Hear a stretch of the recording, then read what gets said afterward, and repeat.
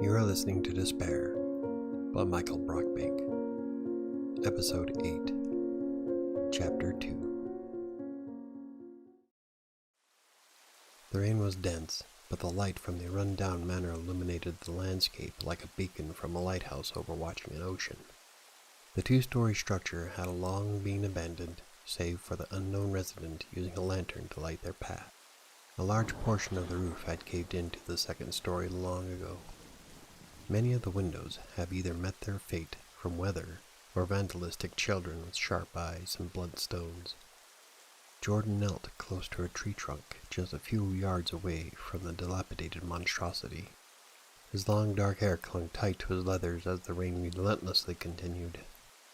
Although age had been sneaking up on him, the hunter's skills have never been more at their prime. Between the storm and the surrounding plant life, sneaking up on the manor was the easy part. Yet, he was still unable to identify the figure within. The hunter was paid handsomely to investigate the new lord of the manor by the folk of a nearby village. Since the light was first noticed by a farmer, the surrounding lands have been threatened by walking corpses. But none of them have ever made it far enough into the village itself. For the most part, the dead seem to be keeping their distance. The only casualty thus far was a farmer named Nedradine. Chasing after one of his sheep, the soul was never seen again. He was a heavy-set man with a thick, bushy beard. Being as rotund as he was, the villagers were doubtful that Nedradine could have survived, or escaped if attacked. As Jordan was fresh off of a ship after traveling across the Amazon Sea, he agreed to investigate the location and possibly relieve the troubles of the village.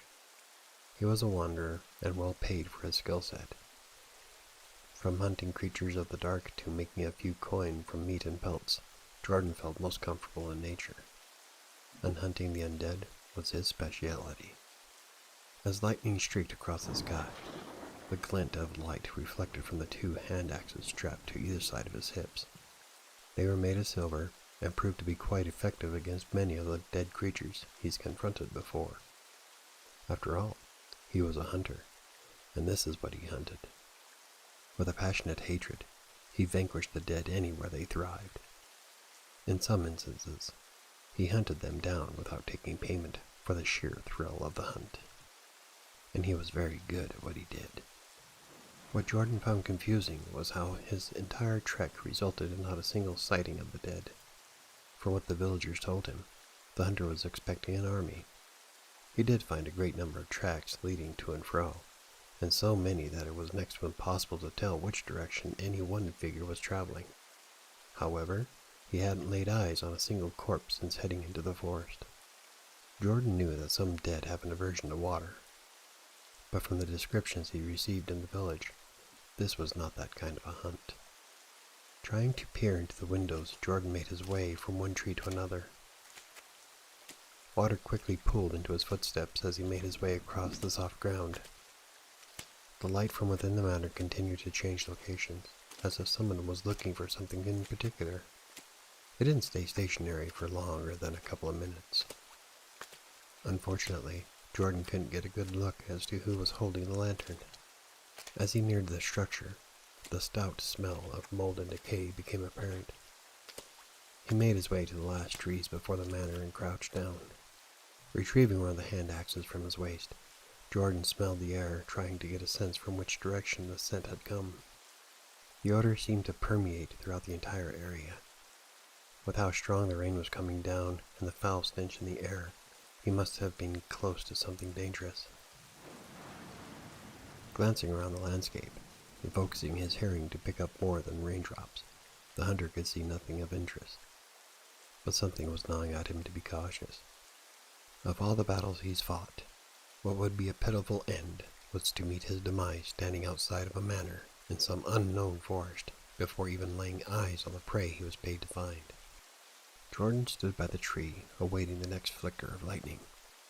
He would make his move afterward, so as to advance unnoticed by the splash of light. The idea was to approach the manor from the opposite side of where the lantern holder was traveling. This would reduce the chances of the wielder from seeing the hunter. With controlled breath, he waited until the moment was right. He was as steady as an iron rod standing in a field on a calm summer's day. As if he sensed the lightning coming, Jordan made his way just after the blast of light. He quickly lined himself up against the wall of the manor, holding his axe and waiting to strike. Slowly, the hunter peeked into the structure from one of the broken windows. He was apparently next to a nook looking into what used to be a common room. A fireplace was next to him, and broken bits of furniture littered the floor. Dust and cobwebs dated the building into the decades.